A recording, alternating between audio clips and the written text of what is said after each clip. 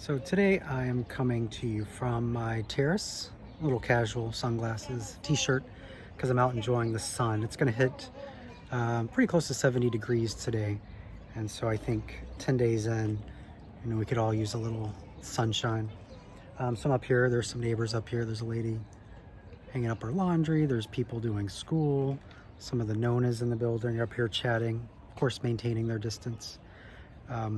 But a lot of you have been asking me about food. A lot of people are worried about food supplies since America is kind of getting closer and closer to being totally locked down. Not 100% sure you'll get there, but maybe. We did. So in Italy, no one is panicking. There's no panic buys. Grocery stores are still fully stocked. All the grocery stores remain open. All pharmacies remain open. Bakeries, delis, things like that. They're all open. People can visit.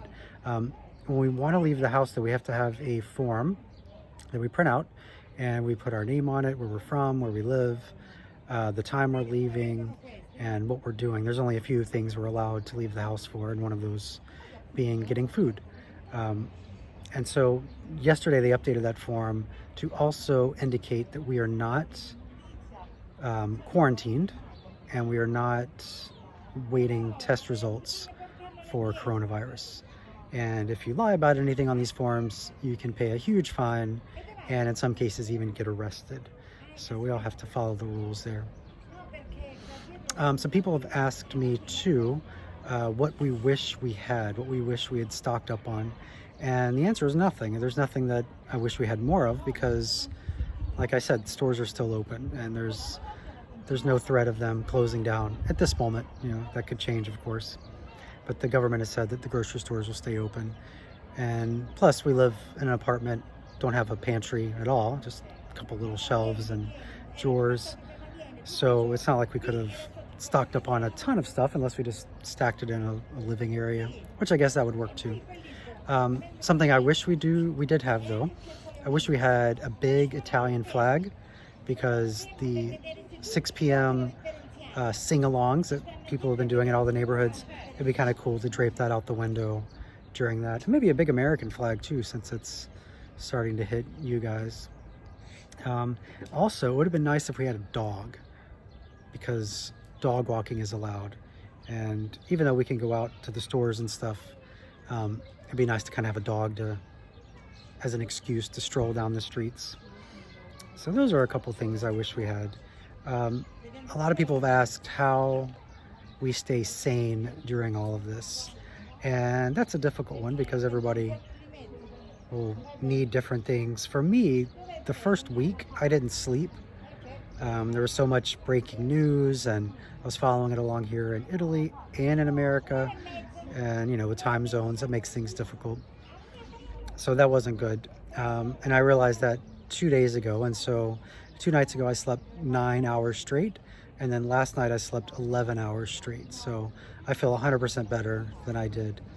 I think it's important to get outside if you can. So we have a rooftop terrace that's open to the whole building.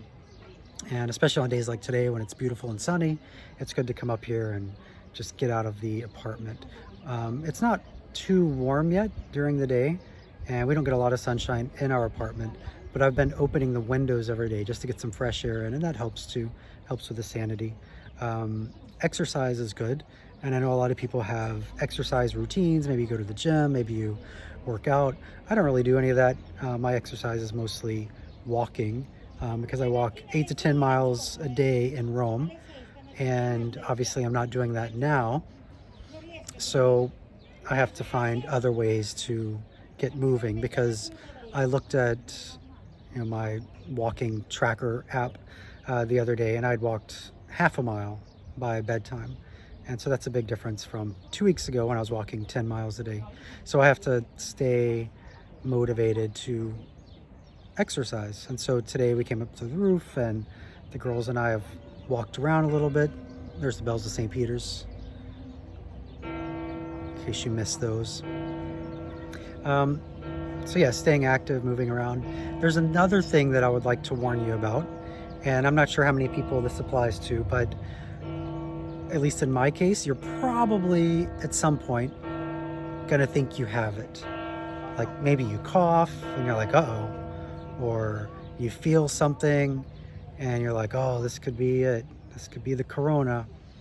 Most likely you don't, but it's important to stay strong mentally so that you don't get overwhelmed with these feelings of panic.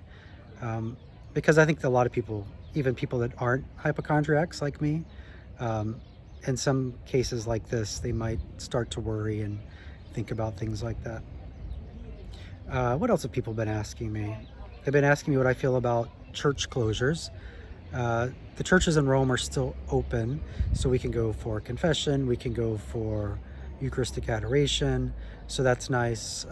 I have 9 churches within a 2-minute walk from my apartment that are all open, except for one, that one right there, not open to us. Still open to people who live in the Vatican, but not open to us. So I guess there's 8 churches within a 2-minute walk. But as far as the masses being canceled, that's a hard one because I was really very much against that in the beginning, because I go to daily mass and that's one of the highlights of my day.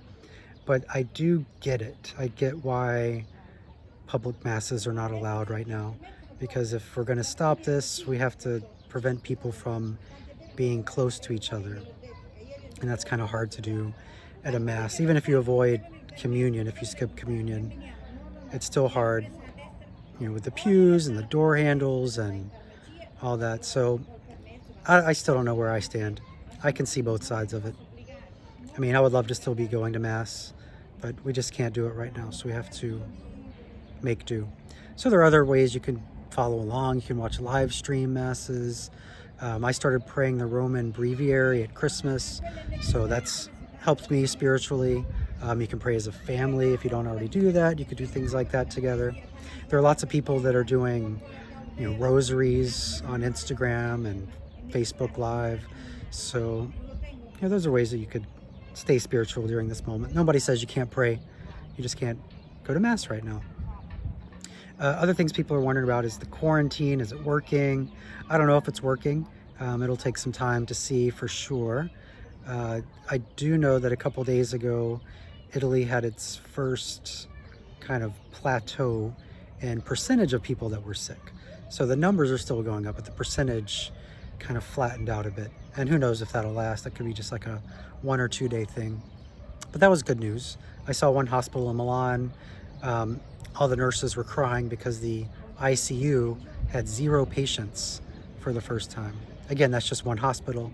So who knows what'll happen there. Anyway, that's it for now. Just a quick update from my terrace. Hope you're staying safe, staying healthy, staying faithful. Talk to you soon.